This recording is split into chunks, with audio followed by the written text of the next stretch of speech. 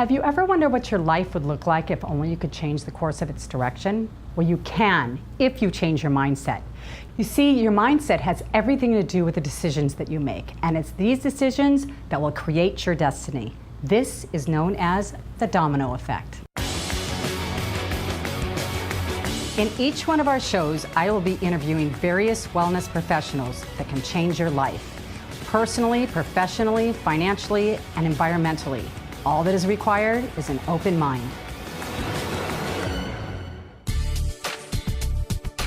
Hi, and welcome to the Domino Effect. I'm Tina Marks, and today we're in front of the Indian Wells Smile Center.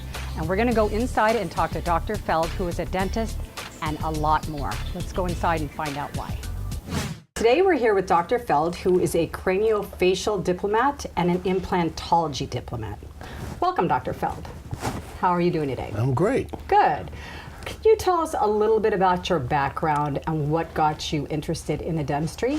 I lived in many places, and so when I came to America, I was born in America, and then we moved away, and then I came back again, and it was hard for me to fit in because You'd moved so many times in and out of the country. Yes. So do you think that caused a little bit of a learning? I didn't know. At the beginning, I had a hard time with school.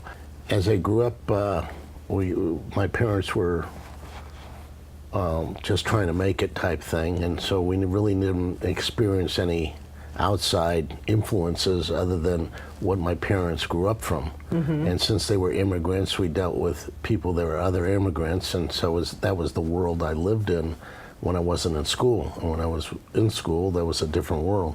I went to community college, and I went to every class. I didn't skip, even though I played on, I was an All-American soccer player. Oh. Because of my parents and the European influence. Okay. I also was a California state champion in yo-yo. And, well... Are you pulling my leg now? No. No.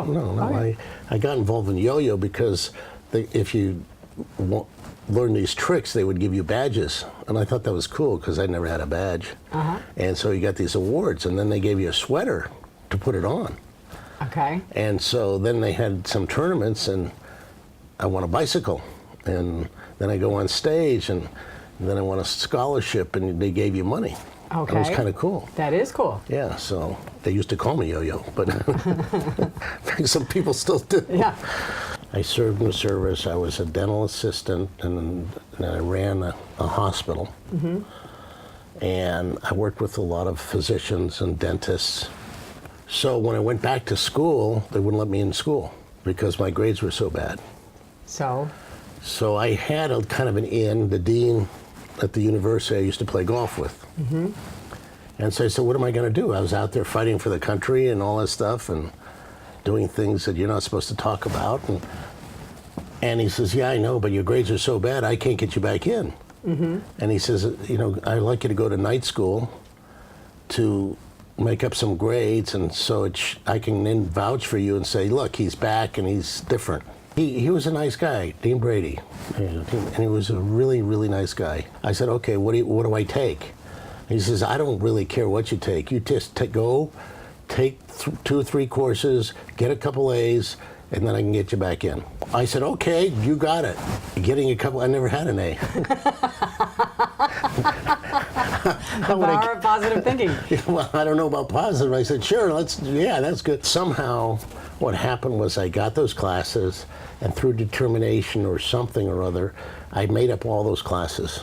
Mm-hmm. To this day, I don't know how I did it, because I know I never saw the daylight. You were studying that hard. I never went out on a day. I just never did anything except get ready for class. I also had 2 jobs because my parents had no money. I didn't have any money. And so I had 2 jobs working, and I had a full schedule, and I made up my grades in 1 year. But I ended up doing well enough so I could get into a 4-year school. Okay. So I went to Cal State, and then I got involved there. And when I went there, it was big classrooms, a lot of people, really scary. And I didn't know what to do. And I remember walking in the first class, and I was just sweating. and perspiring and going. The only thing kept me going, I said, if these guys could do this, you know, the other doctors, if they could do that, I could do it. That's what kept you That's going. the only thing Yep. it was. So I think that in order to have something to move ahead in life, you have to have some either inspiration or some sort of dream or something that Absolutely. that you feel that you've. And I think because I was good at yo-yo and because I was good at tap dancing and because I did accomplish some other things, at least it gave me some what you call self-esteem in other areas that maybe I could rely on. But that's not going to get me through school. But at least But it it was gave something. you the confidence to say that maybe you could. I'm so glad that you did graduate because you are top in your field, and according to a lot of patients that I have met, you are their hero. Thank you. My earliest recollection of pain was probably when I was in grade school. I would complain, oh, my ears, my ears. And my mother would say, we've had your ears checked and they're fine.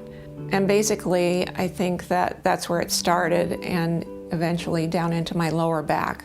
The ones in my lower back would just be crippling. I mean, sometimes I would just have to go to bed for a week at a time. And my left hip would always be lifted up into a very uncomfortable position where I just couldn't unfreeze it. There was nothing I could do to walk in a normal fashion. I was sent to a neurosurgeon when I was probably in my 30s. And he told me that my back was in bad shape. I needed back surgery. At one point, I just felt like there's nobody that knows what's wrong with me. Right about that time was when I met Dr. Feld. He was totally different than any doctor I'd been to. He was very just assessing me as soon as he saw me. He told me that he was going out on a limb and he'd have to do the test, but he said, I think I'm your guy. He started yelling, I got it, I got it, I got it. He was so excited, and I said, what? And he said, what do you mean, what? You know, he said, I can, the good news is we can fix this. This friend asked me, well, so where are you having the pain now? I said, I'm not having any pain anywhere in my body. And she said, you're kidding. I said, no. I could cry just thinking about it. I couldn't do anything before. I can play tennis, I can swim, I can hike and bike, I have total freedom. My name is Roger Dibble. I am a former golf professional, and 10 years ago, my back blew out. Lower spine, L5-S1, and then the vertebrae above it. For the last 10 years, I've had acute pain. For me personally, I went to him, I went through his testing, and he says, yeah, I can help you. So kind of blindly, I went into it with the idea that maybe my teeth will get straightened. Lo and behold, within a week, I start feeling relief from my back. My back has been blown out for 10 years. I've been a patient of his since March. 0. From a scale of close to 8 to 9 on the pain level, 0. Lower pain. And that's where the back pain was. This little piece of plastic that has cured me of my back pain, I can eventually take out. It realigns you. This man is in the upper echelon.